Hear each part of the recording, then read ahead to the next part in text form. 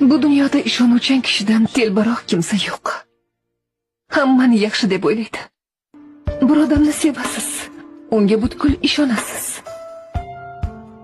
Yomonlik kutmaysiz. Shuning uchun uni sevishda davom etasiz. Uning hamma narsasini sevasiz. Eng yomoni nimaligini bilasizmi? Agar siz men o'ylagan odam bo'lmasangiz, men bu dunyodagi ko'p narsalarni yomon ko'rib qolaman.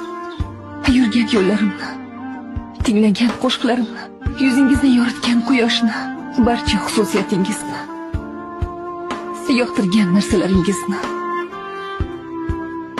hatto o'zimni, hammasini yomon ko'rib qolaman. Lekin sevishda davom etaman.